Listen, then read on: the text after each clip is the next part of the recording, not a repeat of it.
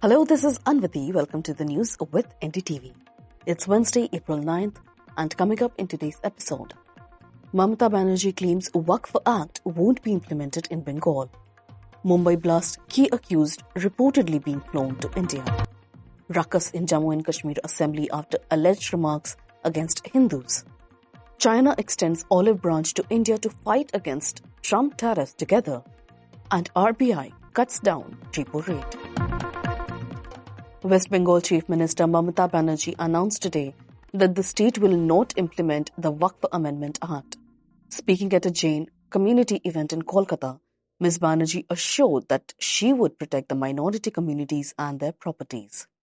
She said, and I quote, "I know you are aggrieved because of the enactment of the Waqf Act. Have faith nothing will happen in Bengal that will divide and rule," unquote. Ms. Banerjee also drew a comparison to Bangladesh, stating, quote, "See the situation in Bangladesh. This Waqf bill should not have been passed now," unquote. The Waqf Amendment Bill was passed in Lok Sabha last Thursday and in the Rajya Sabha early on Friday after long debates. The bill received President Draupadi Murmu's assent on Saturday. However, the Waqf Amendment Bill has faced significant opposition. A series of petitions challenging the bill will be heard by the Supreme Court on April 16th. The government has filed a caveat requesting that no orders be passed without hearing its side. So far, 15 petitions have been filed with objections raised by opposition and sections of Muslim community. The most contentious provisions in the bill include the requirement to include 2 non-Muslim Waqf members in the central Waqf. However, during the parliamentary debates, Amit Shah, Union Home Minister, had claimed this was not the case and it was being misrepresented. Another provision states that only individuals who have practiced Islam for at least 5 years can donate property to Waqf. Additionally, the bill proposes that government property identified as Waqf will no longer belong to the government and the local collector will determine its ownership. The government has insisted that the law focuses on property management, not religion. The BJP has stated that Waqf bill was developed after consulting a broad group of people including non-Muslim minorities. The party argues that the law is needed to address irregularities in the management of Waqf properties, which have prevented benefits for women and children, allegedly. The BJP has also claimed that large properties have been taken over by Waqf due to opposition's appeasement politics in the past. Jammu and Kashmir Assembly witnessed chaos today following remarks made by Aam Aadmi Party MLA Mehraj Malik about Hindus, leading to multiple MLAs being marshalled out by officers.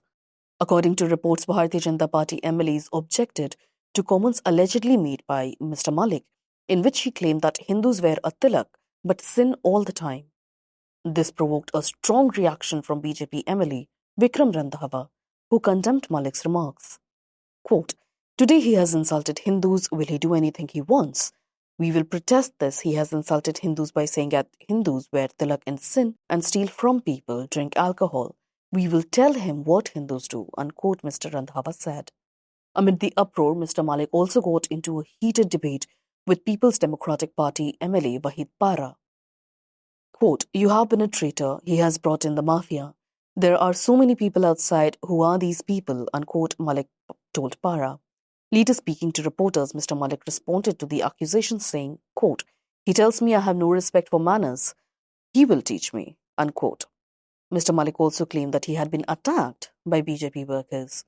Meanwhile, Awami Ittihad Party leader MLA Salman Khurshid accused the National Conference-led government of planning to adjourn the sessions due to the ongoing disruptions. Quote, "They will shout, create ruckus for 1 to 2 hours and adjourn the House till the 3rd day is completed. But today, we will demand that session be extended by 5 days.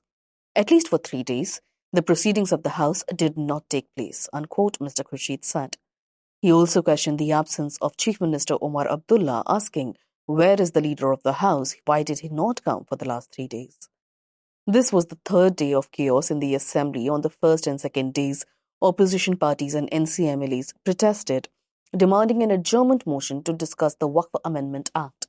However, the Speaker refused to listen the issue, stating it was currently under legal challenge. During the protest, BJP MLA Wahid Parra was marshalled out as he attempted to raise the matter in the House. People's Conference Chief Sajjad Lone also got into an argument with NC MLAs who were demanding a discussion on the issue. Tahawwur Rana, key accused and allegedly the main plotter in the 2008 Mumbai terror attacks, is being flown to India in a special plane after exhausting his legal options in the United States, sources have confirmed. The plane is expected to make a stop for refueling and is likely to arrive either tonight or early tomorrow. This move follows the US Supreme Court's rejection of Rana's petition to halt his extradition to India. The Supreme Court order issued on Monday read, and I quote, "The application for stay addressed to the Chief Justice and referred to the court is denied," unquote. Rana had previously made a similar request in March, but it was also denied. In his application, he had argued that he was suffering from several serious health conditions, including an abdominal aortic aneurysm, Parkinson's disease, cognitive decline, and a suspected bladder cancer mass. He claimed that he would not survive long enough to face trial in India and alleged that he would be targeted due to national, religious, and cultural animosity. In February, during a meeting with Prime Minister Narendra Modi, US President Donald Trump announced that Rana would face justice in India. This was confirmed in a joint press conference between the two leaders. Rana, a Pakistani-origin businessman and physician, is linked to Pakistani-American terrorist David Coleman Headley, who played a significant role in planning the November 26, 2008 Mumbai terror attacks.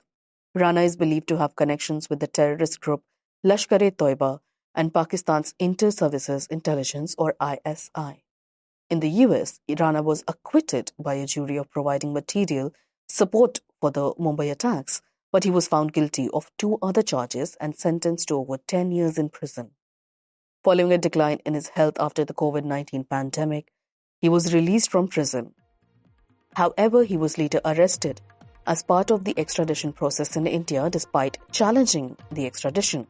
Rana has now exhausted his all legal avenues. Donald Trump's latest tariff war, especially on China, seemed to be doing something that decades of political and diplomatic efforts could not do, bringing India and China together. This is what Chinese Foreign Minister Yang Wi suggested last month when he said that the tariffs are prompting the dragon and elephant to dance. Trump tariffs on China have now reached an extraordinary 104% after Beijing retaliated with its own 34% levy. This has now led to a second full-blown trade war between the two nations, with China vowing to fight American aggression to the end. In response to these tensions, Beijing has made several conciliatory statements towards India. On Tuesday, the Chinese embassy in New Delhi called for cooperation between India and China, urging the two countries to stand together to overcome difficulties.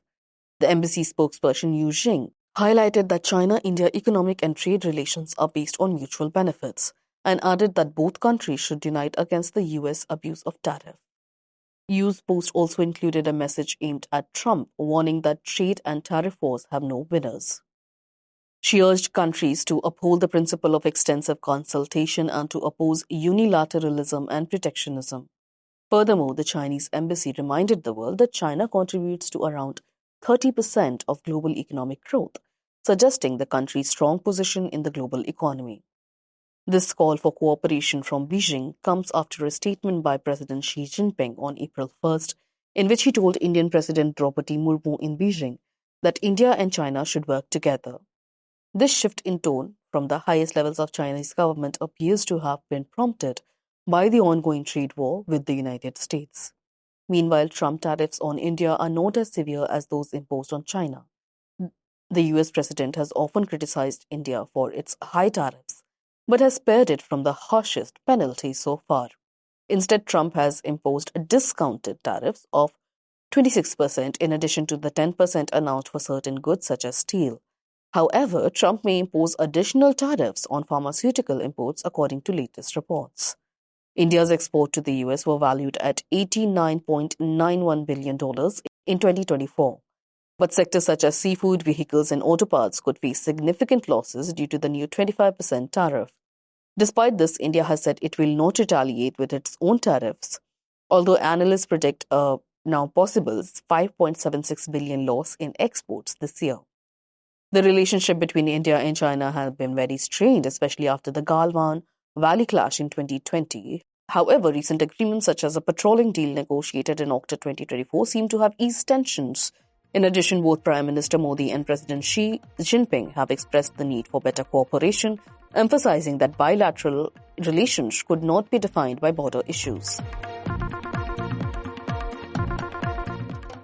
The Reserve Bank of India, or RBI, has reduced the repo rate by 25 basis points, bringing it down to 6%.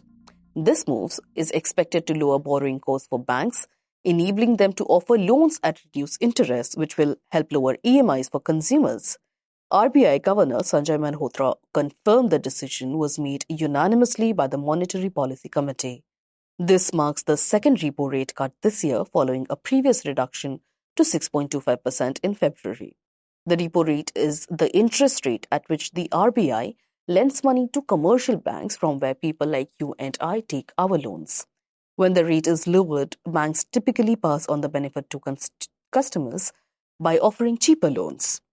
Governor Malhotra noted that the global economy is beginning the financial year with uncertainty, particularly due to inflation risk arising from global factors. Markets recently witnessed a mass hit after Trump announced his global tariffs. He pointed out the recent imposition of reciprocal tariffs by US on Indian exports could impact India's growth. Quote, "The dent on global growth due to trade frictions will impede domestic growth," unquote, he said. However, he reassured that RBI was confident in managing domestic growth despite these challenges. The RBI governor also highlighted some positive trends in India's economy. The agricultural sector remains strong, manufacturing activity is showing signs of revival, and the services sector continues to be resilient. Quote, "Urban consumption is picking up with an increase in discretionary spending," he added. In terms of inflation, Malhotra noted that it is currently below target, with a sharp decline in food prices. The RBI has also revised India's GDP growth estimate for the fiscal year, lowering it by 20 basis points to 6.5%.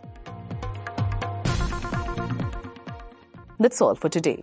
You were listening to the news with NDTV, your daily newspaper and TV bulletin wrapped in a compact podcast. If you want to catch up with the day's events in a hurry, do remember to subscribe to the news with NDTV on Apple, Spotify, and the NDTV News app. This is your host Anviti, signing off.